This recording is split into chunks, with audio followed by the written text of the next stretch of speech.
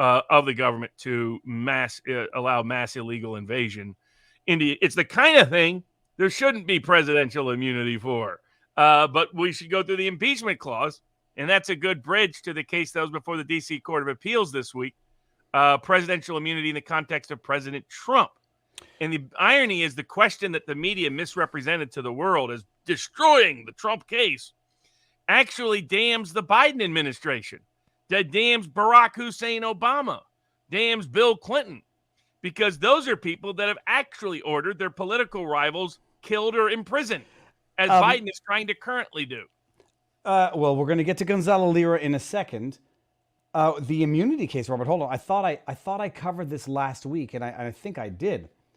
It's the Trump immunity as to whether the scope and extent of presidential immunity for acts of alleged crimes while committed in office.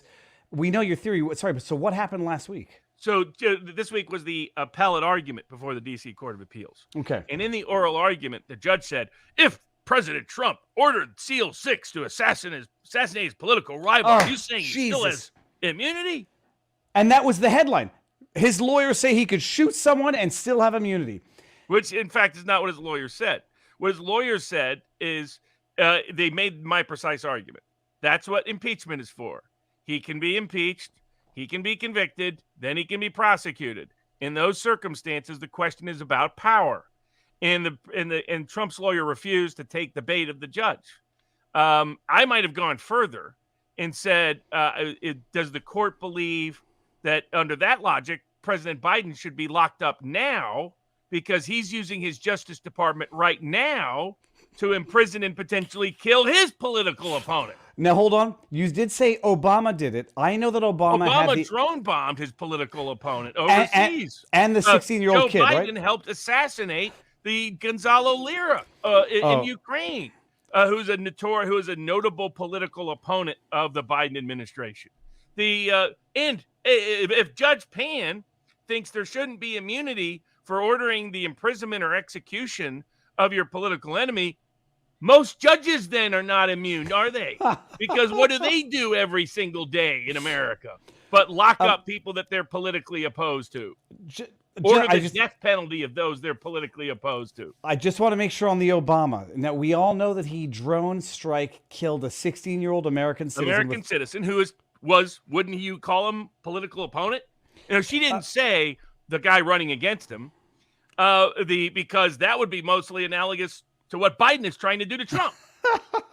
So it was a ludicrous argument celebrated by the media. Credit to the Trump team. Now, it's a biased panel. You're not going to get any justice from the D.C. Court of Appeals.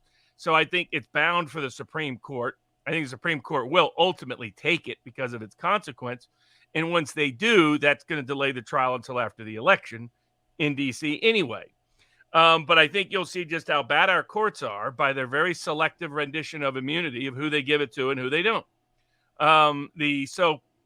Because again, if you're doing it in the capacity as president, that ends the story. And if doing something illegal removed it from immunity, then you don't have immunity. And unlike a lot of immunity, there's good grounds for presidential immunity.